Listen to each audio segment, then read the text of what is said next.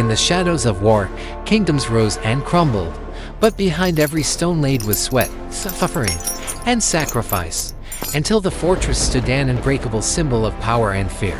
Have you ever wondered what it really took to build a medieval castle from nothing but an empty field? Not just stone walls and towers, but a living, breathing fortress that could withstand war, control land, and show the power of a king. This is the untold story of how kings and their builders created the most iconic structures of the Middle Ages. It all began with a vision.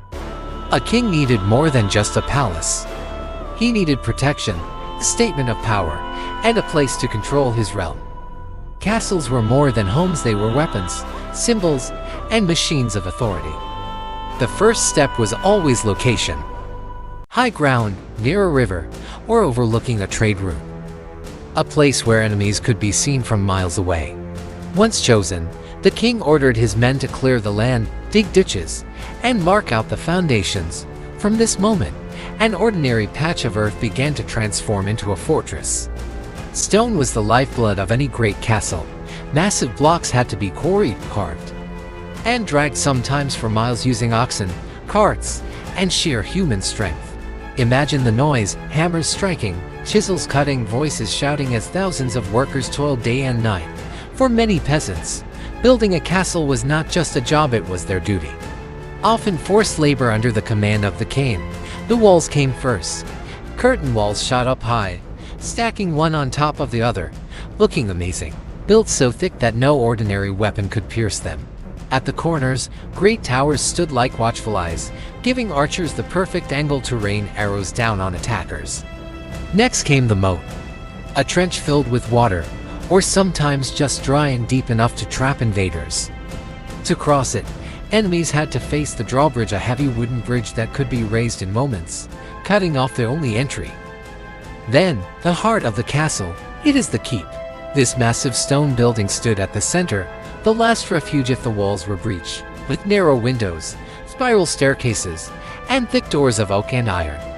The keep was nearly impossible to conquer. Inside, the king and his family lived, along with soldiers, servants, and sometimes entire villages that found safety behind the walls. But castles were not just about defense. They were a show of wealth and fear. Walking through the gates, visitors would be overwhelmed by the sheer size of the walls, the echo of footsteps on stone, the banners waving in the wind. Everything was designed to send a clear message: the king rules here. And yet, building a castle was never quick. Some took decades to finish. Others were constantly expanded, rebuilt after sieges, or abandoned when kingdoms fell. Still, each stone laid carried the story of a king's ambition. Even today, centuries later, these castles are like quiet witnesses to the medieval era, reminding us of a time when true strength wasn't about cash or fancy tech, but something deeper, but in the size of the fortress that guarded your land. So next time you see a castle, imagine the hands that built it, the sweat poured into every stone, and the king who dreamed of an unbreakable fortress.